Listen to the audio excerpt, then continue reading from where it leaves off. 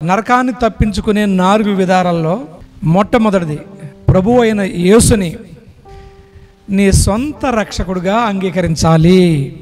Bible చెబుతుంది ఏమని? యోహాను సువార్త 3వ అధ్యాయము 16వ వచనం.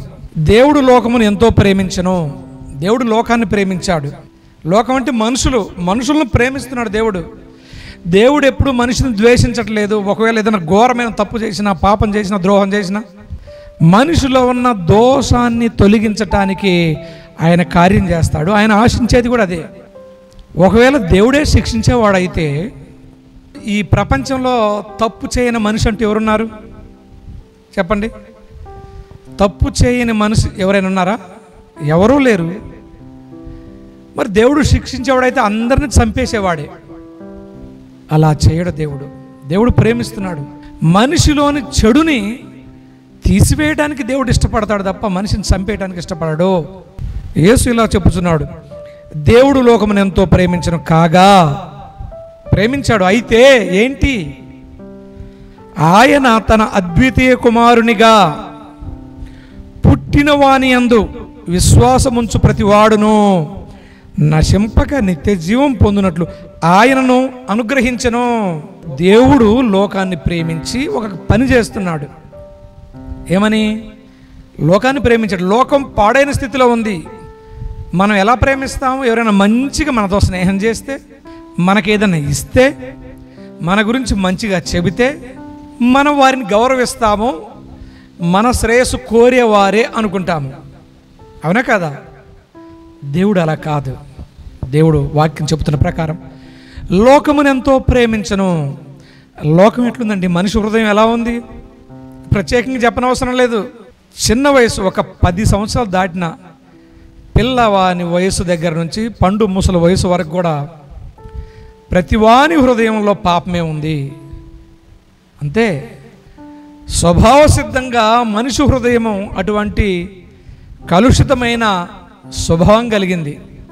చాలామంది చెప్పుకుంటారు మేము నీతిమంతులం, గొప్పవారం అని.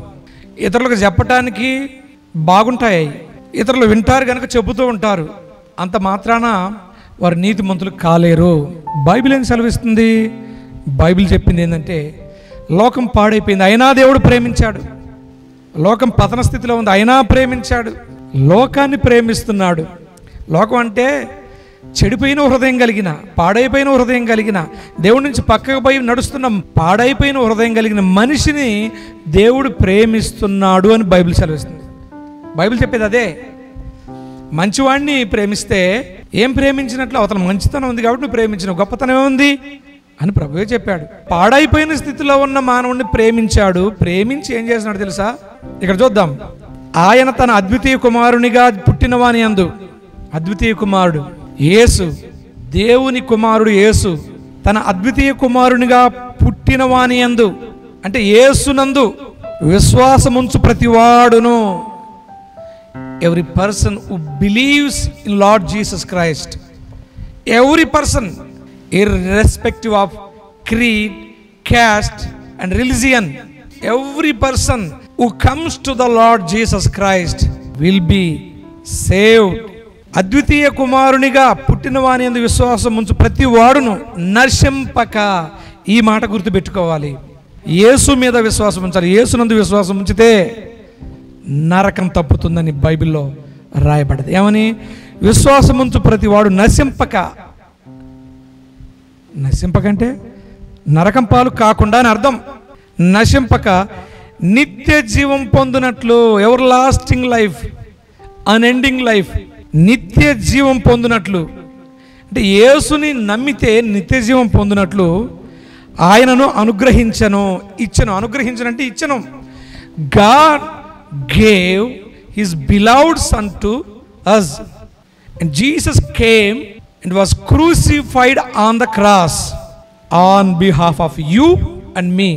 మన పక్షంగా, మనకు బదులుగా యేసు ఈ లోకానికి వచ్చి కల్వరి శిలువలో ప్రాణం పెట్టాడు అందరి కొరకు. నరకాన్ని తప్పించుకునే మొట్టమొదటి మార్గం యేసుపై విశ్వాసం ఉంచాలి. నేనే మార్గము, సత్యము, జీవము, నా ద్వారా తప్ప ఎవడనూ తండ్రి యొద్దకు రాడు. ఆయన చేసిన శిలువ యాగం మీద విశ్వాసం ఉంచితే తప్ప ఎవ్వరూ కూడా నరకము తప్పించుకోలేరు. తప్పించుకునే మార్గం మొట్టమొదటిగా నజరేయుడైన యేసుక్రీస్తు ప్రభువుపై విశ్వాసం ఉంచితే నరకం తప్పించబడుద్ది. రెండో మార్గం ఎలా తప్పించబడుతుంది నరకం అనేది, పాపభరితమైన జీవన శైలికి దూరంగా ఉండాలి. Avoid the sinful life style. అసలు ఆ సిన్ఫుల్ లైఫ్ స్టైల్ కంప్లీట్గా స్టాప్ చేయాలి. అప్పుడే నరకం నీ ఎడల మూయబడుతుంది. బైబిల్ ఏమని చెబుతుంది చూద్దాము. అంటే పాతాళానికి ఎవరు పోతారో ఇక్కడ రాయబడదు. కొరింథీయులకు రాసిన మొదటి పత్రిక 6వ అధ్యాయము 9, 10, 11 వచనాలు ఇలా ఉన్నాయి. అన్యాయస్తులు దేవుని రాజ్యమునకు వారసులు కానేరని మీకు తెలియదా? అన్యాయస్తులు ఖచ్చితంగా నరకానికే ఉంది, కానీ అన్యాయం నుంచి బయటికి రా. ఇంకా ఉంది, మోసపోకుడి జారులైనను విగ్రహారాధికులైన వ్యభిచారులైనను ఆడంగితనము గలవారైనను పురుష సంయోగులైనను దొంగలైనను లోబులైనను త్రాగుబోతులైనను దోషకులైనను దోచుకుని వారైనను దేవుని రాజ్యమునకు వారసులు కానేరరు. మీలో కొందరు అట్టివారై ఉంటిరి గాని ప్రభువైన యేసుక్రీస్తు నామమున మన దేవుని ఆత్మయందును మీరు కడగబడి పరిశుద్ధపరచబడిన వారై నీతిమంతులుగా తీర్చబడితిరి. ఏం మాట అండి ఇది! ఇంతకుముందు దేవుని నమ్ముకోకుండా ఉన్న నేను ఇప్పుడు చదివిన లిస్టులో చాలా వాటిలో ఉన్నా, అటువంటి లక్షణాలు నాకుండే. కానీ దేవుని మహాకృపను బట్టి ఇప్పుడు అవి లేకుండా చేశాడు. అది ఆయన శక్తి, దేవుని శక్తి నాలో పనిచేసింది, ఆయన మహాకృప కనుక ఇప్పుడు ఆ పాప జీవితం లేదు. దోసుకోవటం కానీ, దొంగతనం కానీ, అన్యాయం కానీ, వ్యభిచారం కానీ, త్రాగుబోతు తనం కానీ, మోసం కానీ, దగ కానీ లేకుండా చేశాడు. అది యేసు ద్వారానే సాధ్యం. దేవుని కార్యం మన హృదయంలో, అది ఒక మనిషి హృదయంలో ఇటువంటి కార్యం దేవుని వల్లనే జరుగుతుంది. కాబట్టి పాపభరితమైన జీవన శైలి నుంచి బయటికి రావాలి. అప్పుడే నరక నుంచి తప్పించుకోవచ్చు. బాగా తాగాలి, బాగా తిరగాలి, అబద్ధం, మోసం, అక్రమం ఇవన్నీ ఉండాలి. మళ్ళీ దేవుని రాజ్యం కావాలి, నరకం వద్దు అంటే కుదరదు. అవ్వా బువ్వ రెండూ కావాలంటే కుదరదు. The Bible says avoid sinful lifestyle, don't cheat, don't lie, don't rob. Bible చెప్పే మాటలు ఇవన్నీ. పాపభరితమైన జీవన శైలి నుంచి బయటికి రావాలి. అటువంటి జీవితం ఉంటే దేవుని రాజ్యానికి హక్కుదారులు కాలేరు అని బైబిల్లో స్పష్టంగా తెలియజేయబడ్డది. కాబట్టి ఒకవేళ ఇటువంటి జీవన విధానం ఉంటే మార్చుకో. ఈ జీవన విధానం నీకు కొద్దిసేపు తాత్కాలికమైన సంతోషం ఇచ్చింది. అబద్ధం ఆడటం వల్ల, మోసం చేయడం వల్ల కొద్దిసేపు సంతోషం ఇచ్చింది, ఎవరు తెలియదు అనుకుంటారు, కానీ నిన్ను నరకానికి తీసపోయింది కదా. కాబట్టి అటువంటి జీవన విధానం విడిచిపెట్టాలి. అప్పుడు అద్భుతమైన సహాయం చేస్తాడు దేవుడు, నిన్ను పోషిస్తాడు. సరైన మార్గంలో, నీతికరమైన మార్గంలో, న్యాయవిధమైన మార్గంలో నిన్ను, నీ కుటుంబాన్ని, నీ పిల్లలను పోషిస్తాడు ఆయన. ఏ సందేహం లేదు. నీతిమంతులు వర్ధిల్లుతారు, వారి పిల్లలు వర్ధిల్లుతారు, వారికి క్షేమం ఉంది. అక్రమం, పాపకరమైన మార్గంలో భయము, ఆందోళన తప్ప మరేదీ లేదు. నీతి మార్గంలో ప్రశాంతత, శాంతి, సమాధానం, నెమ్మది ఉంది. నీకు ఘనత వస్తుంది. దేవుడు గొప్ప ఘనత ఇస్తాడు నీకు నీతి మార్గం నడుస్తున్నప్పుడు. కాబట్టి నరకాన్ని తప్పించుకునే రెండో మార్గం ఏంటి? పాపభరితమైన జీవన విధానం, జీవన శైలి నుంచి బయటికి రావాలి. అలా విడిచిపెట్టినప్పుడు నరకం నీ ఎడల దేవుడు మూసివేస్తాడు. నరకాన్ని తప్పించుకునే మూడో మార్గం ఏందో బైబిల్ ఏం సెలవిస్తుందో చూద్దాం. మూడవది, యేసు చెప్పే మాటలకు, బోధకు కట్టుబడి ఉండాలి. Obey the teachings of the Lord Jesus. Yesu చెప్పే బోధకు విధేయత చూపించాలి. అప్పుడు నరకం నుంచి తప్పించుకోగలుగుతావు. మత్తయి సువార్త 7వ అధ్యాయము 24 నుంచి. కాబట్టి ఈ నా మాటలు విని వాటి చొప్పున చేయు ప్రతి వాడును బండ మీద తన ఇల్లు కట్టుకుని బుద్ధిమంతుని పోలి ఉండును. బండ మీద ఇల్లు అంటే పెద్ద బిల్డింగ్, ఒక 5-6 స్టోర్స్ వేయాలంటే ఏం చేస్తారు? చాలా లోతుగా తవ్వుతారు. కాంక్రీటు, ఐరను, సిమెంటు ఇవన్నీ లోపలికి దించుతారు. బలమైన పునాది అని అర్థం. బలమైన పునాది ఎలా చూస్తున్నాం కదా మనం, బిల్డింగ్స్ కడుతుంటే ఎంత ఎత్తు కడుతున్నారు బిల్డింగ్, అంత లోతుగా దాని ఎత్తుని ఆపటానికి లోతుగా తవ్వి బలమైన పిల్లర్స్ వేస్తారు, బలమైన బీమ్స్ వేస్తారు, మంచి క్వాలిటీ. ఆ ఇల్లు ఎంత బలంగా ఉంటుందో ప్రత్యేకంగా అందరికి చెప్పనవసరం లేదు. ఇల్లు నిలబడాలంటే, ఎక్కువ ఏండ్లు మన్నిక కావాలంటే నాణ్యమైన కట్టడం, మంచి పునాది ఉంటే ఆ ఇల్లు నిలబడుతుంది. యేసు దానితో పోల్చి ఇలా చెప్పాడు, కాబట్టి నా మాటలు విని వాటి చొప్పున చేయు ప్రతివాడు, యేసు మాటలు విని ఆ ప్రకారం బ్రతిక ప్రతివాడు బండ మీద తన ఇల్లు కట్టుకొనిన బుద్ధిమంతుని పోలి ఉండును. ఆ ఇల్లు కట్టిన వాడిని చూడండి, వాన కురిసిన వరదలు వచ్చిన గాలి విసిరి ఆ ఇంటి మీద కొట్టిన కానీ దాని పునాది బండ మీద వేయబడిన కనుక అది పడలేదు. ఆ పునాది ఎంత గట్టిగా ఉంటే ఇల్లు అంత గట్టిగా ఉంటుంది. యేసు బోధ ఇది. నీ జీవితంలో సత్యం ఉంటే నీ జీవితం నిలబడుతుంది, నీ కుటుంబం నిలబడుతుంది. నీ జీవితంలో నీతి ఉంటే నువ్వు, నీ కుటుంబం నిలబడుతుంది. నీతి సత్యంలో లేని కాడా కుటుంబాలు నిలబడవు, కుటుంబాలు పడిపోతాయి, ఆగమైపోతాయి, కుటుంబాలు పిల్లల జీవితాలు పాడైపోతాయి. కాబట్టి నరకం తప్పించబడాలంటే యేసు బోధకు ఖచ్చితంగా కట్టుబడాలి. యేసు చెప్పే బోధ వినాలి. ఇంకొకటి కూడా చెప్పాడు, వినకుండా ఉంటే ఏం జరిగిద్దని. యేసు అది 26వ వచనం ఉంది, 7వ అధ్యాయం 26వ వచనం మత్తయి. మరియు నా మాటలు విని వాడి చొప్పున చేయని ప్రతివాడు, విని చేయని వాడు ప్రతివాడు ఇసుక మీద తన ఇల్లు కట్టుకొని బుద్ధిహీనుని పోలి ఉన్నాడు. Person like fool who built his house on the sand.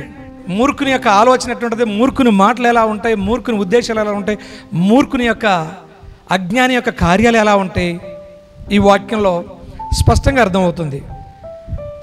ఏంది, ఈ మాటలు విని కూడా వాటి ప్రకారం చేయని ప్రతి వాడును ఇసుక మీద తన ఇల్లు కట్టిన బుద్ధిహీనుని పోలి ఉన్నాడు. వాన కురిసిన వరదలు వచ్చాను, గాలి విసిరి ఆ ఇంటి మీద కొట్టిను, అప్పుడు అది కూలబడిన, దాని పాటు గొప్పదని చెప్పాను. దొంగతనాలు చేసినట్టు ఉంటాడా? అబద్ధాలు ఆడిన వాళ్ళు కుటుంబం నిలిచిద్దా? వారి పిల్లలకి ఏమైనా నెమ్మది ఉంటుందా? మోసంతో బతికే వాళ్ళ కుటుంబాలు ఎట్లుంటాయి? దొంగతనాలతో బతికే వాళ్ళ కుటుంబాలు ఎట్లుంటాయి? వారికి నెమ్మది ఉండదు, వారి పిల్లలకి నెమ్మది ఉండదు. వాన వరదలు ఇవన్నీ శ్రమలు, కష్టాలు, బాధలు, అవమానాలు, నిందలకు గుర్తులు, ప్రమాదాలకు గుర్తులు. వీటన్నీ వచ్చి పడితే ఆ కుటుంబం ఉండదుగా. కాబట్టి నరకం తప్పించబడాలంటే యేసు బోధ ఖచ్చితంగా వినాలి. Listen the teachings of the Lord Jesus Christ so that you can avoid the hell. నరకం తప్పించబడాలంటే 4వ విషయం, పాపము నుంచి దూరంగా ఉండు అని ఇతరులను హెచ్చరించాలి. Warn the people to go away from sin. పాపం నుంచి దూరంగా పో అని వార్నింగ్ ఇవ్వాలి, హెచ్చరించాలి. అప్పుడే నరకం తప్పించబడుతుంది. ఒకసారి బైబిల్ చూద్దాం. యెహెజ్కేలు గ్రంథం 3వ అధ్యాయము 18 నుంచి 21. అవశ్యముగా నీవు మరణమవుదు అని నేను దుర్మార్గుని గూర్చి ఆజ్ఞేయగా నీవు అతనిని హెచ్చరిక చేయకయో అతడు జీవించున్నట్లు తన దుర్మార్గతను విడిచిపెట్టవలనని దానిని హెచ్చరిక చేయక ఉండిన ఎడల ఆ దుర్మార్గుడు తాను చేసిన దోషమును బట్టి మరణమవును, కానీ అతని రక్తమునకు నిన్ను ఉత్తరవాదిగా ఎంచుదును. పక్కంటోడని తప్పు చేస్తుంది అనుకో, నువ్వు ఖచ్చితంగా మరణం అవుతూ ఇలానే చేస్తే నువ్వు దెబ్బతింటావు, నీ ప్రమాదం జరిగే అవకాశం ఉంది, నువ్వు నీ కుటుంబం మంచిగా ఉండాలంటే అటువంటి పనులు చేయొద్దు అని హెచ్చరిక చేయాలి. దేవుడు అదే చెబుతున్నాడు. ఒకవేళ నువ్వు చెప్పలేదనుకో, ఏమన్నది ఇక్కడ? ఏమన్నది? దుర్మార్గుడు తాను చేసిన దోషమును బట్టి మరణం అవును, కానీ ఒకవేళ ఏదైనా తప్పు చేసి ఉంటుంటే వాడు దాన్ని బట్టి మరణం అవుతుడు, కానీ అతని రక్తమునకు నిన్ను ఉత్తరవాదిగా ఎంచుదును. అతడు చచ్చాడు, చచ్చిపోయేలోపు ఒక్కసారైనా ఇది సరైన విధానం కాదు, మంచి విధానం ఒకటి ఉందని బోధించావా, చెప్పావా అని అడుగుతాడు. సో నరకాన్ని తప్పించబడే ఇంకొక మార్గం ఏంటంటే తప్పు చేస్తున్న వారిని హెచ్చరించాలి, సరైన విధానం కాదని. నేను బాగున్నానులే, నా కుటుంబం బాగుందిలే, నాకేం అన్యాయం జరగట్లేదులే అని ఎదుటివాడు నష్టపడుతుంటే, పాడైపోతుంటే చూసి మౌనంగా ఉండొద్దు. అది బైబిల్ ఒప్పుకోదు. ఇంకొకటి 19వ వచనంలో, అయితే నీవు దుర్మార్గుని హెచ్చరిక చేయక అతడు తన దుర్మార్గత నుండి దుష్క్రియల నుండి మరలని ఎడల అతడు తన దోషమును బట్టి మరణమవును, కానీ నీవు తప్పించుకుందు. నువ్వు చెప్పు, నీ బాధ్యతగా నువ్వు చెప్పు, చెప్పవలసింది చెప్పు, మంచి పద్ధతి కాదని చెప్పు. నీ మాట విని జీవితం మారితే ఓకే, ఆ మార్గం నుంచి తొలగిపోతే ఓకే, మంచి మార్గంలోకి వస్తే దేవునికి స్తోత్రం, మంచిదే. ఒకవేళ నీవు అంత మంచిగా చెప్పినా, ఎంతో భారంతో చెప్పి, ఎంతో ప్రేమతో చెప్పినా వినలేదనుకో, వాడి సావు వాడు చేస్తాడు. నీకేం బాధ్యత లేదని దేవుడు చెప్తున్నాడు ఇక్కడ. చెప్పాల్సిన బాధ్యత అంత. నరకం నుంచి తప్పించబడాలంటే ఇతరుల పాపం నుంచి దూరంగా బొమ్మని హెచ్చరిక చేయాలి. 20వ వచనంలో ఇంకా ఉంది ఇక్కడ, మరియు నీతి గలవాడు తన నీతిని విడిచి దుర్నీతిని అనుసరించినందున నేను అతని ముందర అభ్యంతరం పెట్టగా అతడు మరణమగును. నీవు అతనిని హెచ్చరిక చేయని ఎడల పూర్వం తాను చేసిన నీతి జ్ఞాపకంకి రాకుండా అతడు తన దోషమును బట్టి మరణమవును. అయితే అతని ప్రాణం విషయంలో నిన్ను ఉత్తరవాదిగా ఎంచుదును. చూసారా, మంచిగా ఉన్నాడు కానీ మళ్ళీ పాపంలో పడ్డాడు. వారిని హెచ్చరిక చేయాలి, లేదంటే నీకు తప్పదు శిక్ష. ఇంకా కిందికి వస్తే, అయితే పాపం చేయవలదని నీతి గల వాని నీవు హెచ్చరిక చేయగా అతడు హెచ్చరింపబడి పాపం చేయక మానిన ఎడల అతడు అవశ్యంగా బ్రతుకును, నీ మట్టుకు నీవును తప్పించుకుందువు. ఈ మాటలు వింటున్న ప్రియ బిడ్డలారా, ఎవడైనా తప్పు చేస్తుంటే పట్టించుకోకుండా ఉంటే తప్పు. ఒక మాట ఉంది లోకంలో, మూర్ఖులు మాట్లాడితే ఎంత ప్రమాదమో జ్ఞానులు మౌనంగా ఉండటం కూడా అంతే ప్రమాదము. జ్ఞానుడికి ఎప్పుడు ఏం మాట్లాడాలనో, ఏ సందర్భంలో మాట్లాడాలనో బాగా తెలుసు. మూర్ఖుడు ప్రతి సమయంలో రేగుతూనే ఉంటాడు. మూర్ఖత గురించి ప్రత్యేకంగా బోధించిన అవసరం లేదు, లోకమంతా దాంతోనే నిండి ఉంది. ఒక వ్యక్తి పాపంలో బ్రతుకుతుంటే దూరం బొమ్మని హెచ్చరిక చేయి, పోతే బతుకుతాడు, వాడు ఆత్మ రక్షించాడు. అయితే నువ్వు కూడా తప్పించబడతావు. నరకం తప్పించబడాలంటే పాపం నుంచి దూరంగా పొమ్మని మనుషులను హెచ్చరిక చేయాలి. నరకం నుంచి తప్పించబడాలంటే 4 విషయాలు చెప్పాను. మొట్టమొదటిది, యేసు మీద విశ్వాసం ఉంచాలి. ఆయన మన కొరకు ఈ లోకానికి వచ్చాడు. ఇంకా మనం ఏం భరించిన అవసరం లేదు. శాపం, పాపం, దగ, మోసం, దొంగతనం, వ్యభిచారం, ఇంకేదన్నా సరే మనం ఆ శిక్ష భరించిన అవసరం లేదు. అది మన కొరకు భరించాడని బైబిల్లో రాయబడ్డది. యేసు కూడా చెప్పాడు, మీ కొరకు నా ప్రాణం పెడుతున్నాను అని. మొట్టమొదటిది, నరకం తప్పించబడాలంటే యేసుపై విశ్వాసం ఉంచాలి. రెండవదిగా, పాపభరితమైన జీవన శైలి నుంచి బయటికి రావాలి.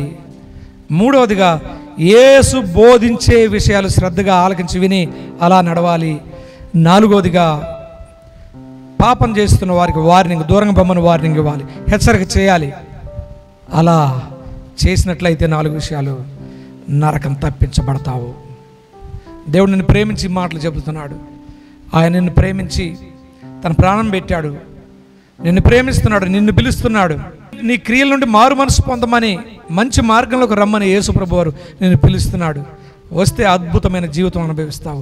నీవు, నీ కుటుంబం రక్షింపబడుతుంది. God bless you.